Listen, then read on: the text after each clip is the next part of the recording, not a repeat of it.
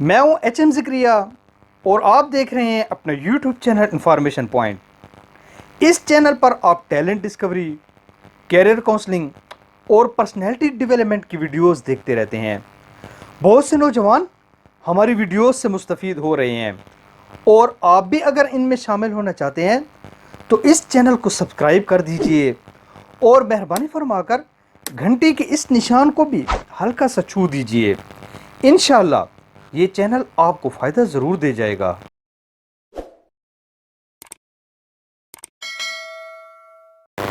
Check سلواکیہ کے border پر ایک چھوٹے سے ٹاؤن کا نام زلین ہے۔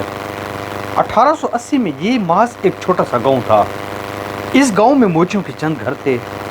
یہ لوگ جوتے بناتے تھے اور اس سے روزی روٹی کماتے تھے۔ تھامس ان موچیوں کا ایک بیٹا تھا۔ یہ بچپن سے ہی ذرا مختلف تھا۔ یہ دیکھ رہا تھا کہ اس کا خاندان 400 سال سے جوتے بنا رہا ہے اور اس جفت سازی کے پیشے سے وابستہ ہے۔ ان کی درجنوں نسلیں اس پیشے میں ہی ختم ہو گئیں۔ تھامس نے فیصلہ کیا کہ یہ محض موچی بن کر زندگی نہیں گزارے گا، بلکہ اپنا ایک بہترین کاروبار کرے گا۔ چنانچہ اس نے اپنی بہن انا اور بھائی انتھونی کے ساتھ مل کر 1894 میں ایک چھوٹی سی کمپنی کی بنیاد رکھی۔ اس کی فیکٹری میں شروع میں محض 10 لوگ تھے، لیکن پھر ان 10 لوگوں کو 100 ہوتے دیر نہ لگی۔ تھامس روایتی جفت سازی سے مشینوں کی طرف شفٹ ہو گیا، اور یوں اس کی کمپنی دن دگنی اور رات چگنی ترقی کرنے لگی۔ تھامس ایک ویژنری شخص تھا۔ اس نے محسوس کیا کہ چمڑے سے جوتے بنانا مشکل بھی ہے اور یہ جوتے سخت اور بھاری بھی ہوتے ہیں۔ چنانچہ اس نے 1896 میں پہلا کینوس شوز بنایا۔ یہ جفت سازی میں ایک انقلاب تھا۔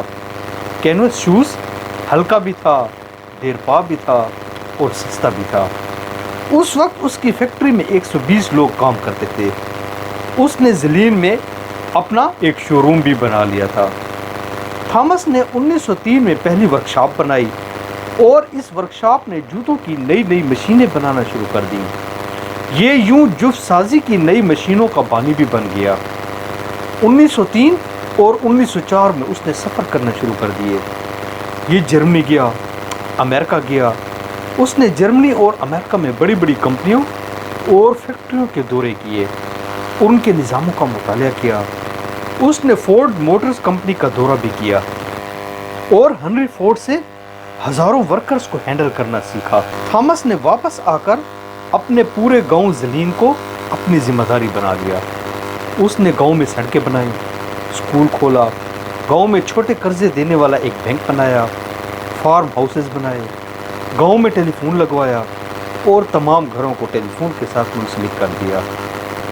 اس نے گاؤں کے لوگوں کے لیے ٹرانسپورٹ کا سسٹم بھی شروع کیا اور پورے گاؤں اور فیکٹری کے لیے گریڈ اسٹیشن بھی بنایا اور فیکٹری کے تمام ورکروں کے لیے گھر بھی بنائے۔ 1914 میں پہلی جنگ عظیم شروع ہوئی اور یہ جنگ اس تھامس کی کمپنی کے لیے ترقی کا پیغام لے کر طلوع ہوئی۔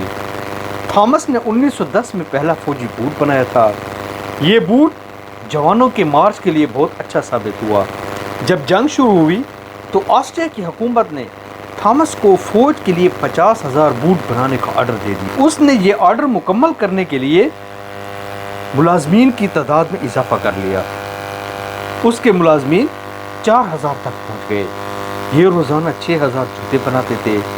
اس کے بنائے ہوئے جوتے خصوصی ٹرینوں پر مختلف فوجی یونٹوں میں پہنچنے لگے، اور یوں یہ دیکھتے ہی دیکھتے یورپ کا سب سے بڑا شو میکر بن گیا، اور یہ عام لوگوں کو بھی بڑے پیمانے پر جوتے فراہم کرنے لگا۔